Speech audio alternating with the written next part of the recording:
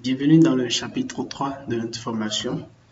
Alors, ce chapitre est intitulé Rédaction web et outils, comme le graphisme, comme tout métier, comme la couture et comme la mode. Et quand on veut faire un métier, on a besoin de connaître les outils. C'est vrai, jusque-là, on a parlé des objectifs d'Internet et tout ce qui va avec, mais vous n'avez pas encore eu quels sont les outils qu'on utilise en matière de rédacteur web. Et à l'image du graphisme, peut-être qu'il y a besoin de Photoshop. Quels sont les outils que le rédacteur web doit utiliser pour pouvoir écrire des contenus destinés à être utilisés pour le web? Alors, c'est ce que nous allons essayer de voir. Mais d'abord, nous allons comprendre en fait le métier du rédacteur. Maintenant, on a déjà défini ça dans un premier temps où je vous ai expliqué ça. Mais déjà, il faut comprendre que le rédacteur web est en charge de rédiger des contenus tests pour le web. Il les rédige pour le web, il ne rédige pas forcément sur le web, mais il rédige nécessairement pour le web. C'est-à-dire quoi, si je suis rédacteur, mon objectif c'est de pouvoir aider les entreprises à attirer, à informer, à vendre et à fidéliser. On vient de l'expliquer. Et pour le faire, il faut le faire à travers la rédaction de contenus tests pour le web. Alors ces contenus seront envoyés à des entreprises qui vont publier ça sur le site dans le but d'attirer, d'informer et de vendre et de fidéliser. Donc c'est ce qu'il faut comprendre d'abord. J'aurai le temps de vous expliquer un peu en quoi ça consiste vraiment de façon concrète après. Alors, quand on dit rédiger pour le web, il faut d'abord savoir que la rédaction web se trouve dans un métier et qui est le métier en fait, une chaîne en fait, qui est une chaîne de métiers. Alors d'abord, dans une entreprise qui est bien organisée, on a d'abord ce qu'on appelle le content manager. Le content manager, c'est celui qui crée les idées. Moi, par exemple, mon métier, c'est le content marketing, c'est-à-dire quoi? Le marketing qui consiste à vendre à travers la création de contenu. Donc, ce que je vais faire, c'est que une entreprise qui vient me voir, qui dit, voilà, moi, j'ai besoin de contenu sur mon site internet que je viens de créer. Je vais d'abord aller chercher la cible de l'entreprise. Je vais savoir quels sont les besoins de cette cible-là et qu'est-ce que l'entreprise peut créer pour que la cible puisse rechercher pour pouvoir venir sur le site de cette entreprise-là. Donc, moi, c'est ce que je fais. C'est également le rôle du content manager. Donc, c'est le content manager qui va définir le calendrier éditorial. Je vais vous expliquer de quoi il s'agit. C'est le content manager qui doit définir les titres des articles à écrire. C'est le content manager qui doit chercher les mots-clés sur lesquels nous allons travailler. Et c'est le content manager aussi qui doit chercher en fait les règles de rédaction que nous devons suivre pour pouvoir produire nos articles et quelles sont les consignes que le rédacteur doit pouvoir respecter pour pouvoir produire un contenu de qualité.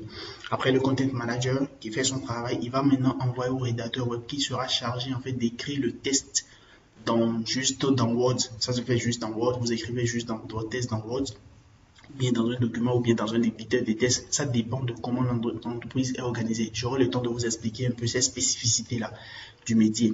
Après, quand le rédacteur web finit d'écrire son truc, il va maintenant envoyer au content manager, bien évidemment, qui va valider. Et le content manager, maintenant, va envoyer ça au webmaster, celui qui s'occupe du site internet, qui va maintenant publier ça sur le site internet. Alors, quand vous voyez un site internet où il y a des articles, quand vous tapez sur Google, comment faire telle chose et vous lisez des articles, ça veut dire que les articles ont suivi ces trois étapes-là. D'abord, un content manager qui a pensé l'article, un rédacteur qui a rédigé l'article et un webmaster qui a publié l'article. Donc, c'est un peu ça. Pour faire son métier, le rédacteur web a besoin de 5 outils.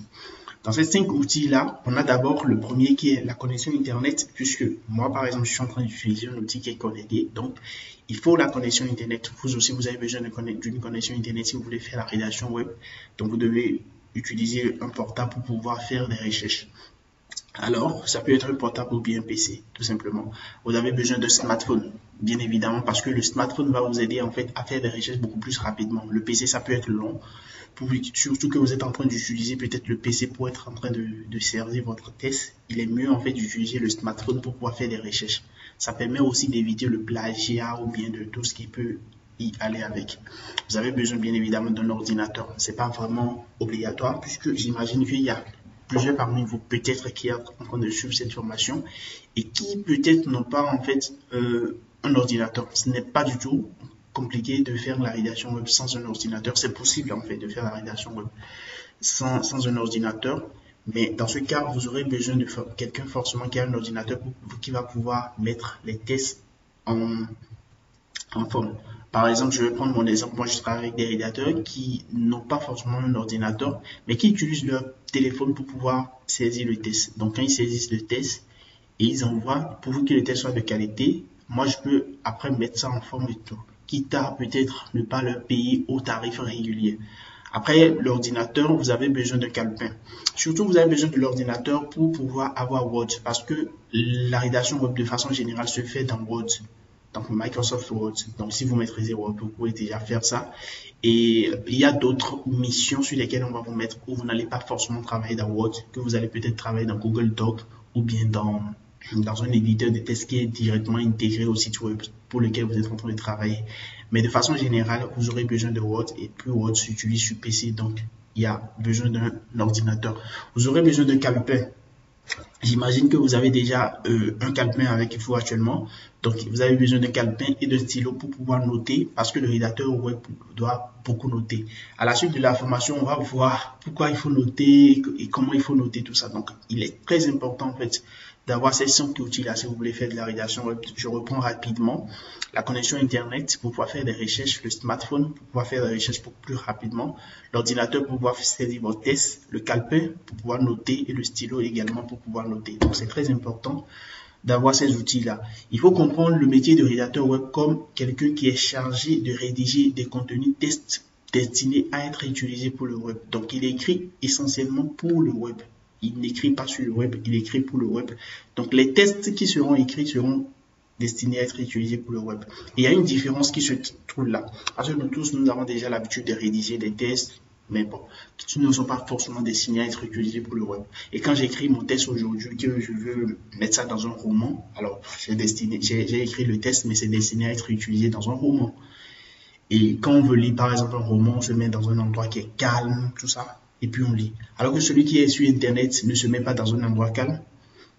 Quand on veut faire une recherche, on peut se mettre à n'importe quel moment. Peut-être que vous êtes en train de suivre dans cette formation où il y a du bruit autour de vous. On ne sait pas.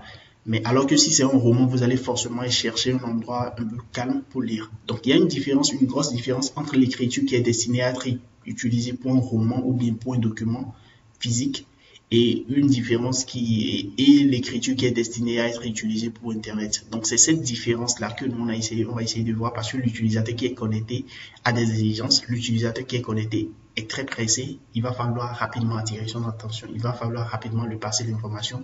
Il va falloir l'intéresser d'une certaine façon afin qu'il puisse continuer à lire ou bien écouter ce que vous êtes en train d'écrire. Donc c'est ce qu'on va voir au niveau du 4e module, les objectifs, la mission du rédacteur et au niveau du 4e chapitre de moins, les objectifs du rédacteur web, pourquoi il écrit, quel est l'état d'esprit dans lequel il faut être et tout. Donc on se retrouve de l'autre côté.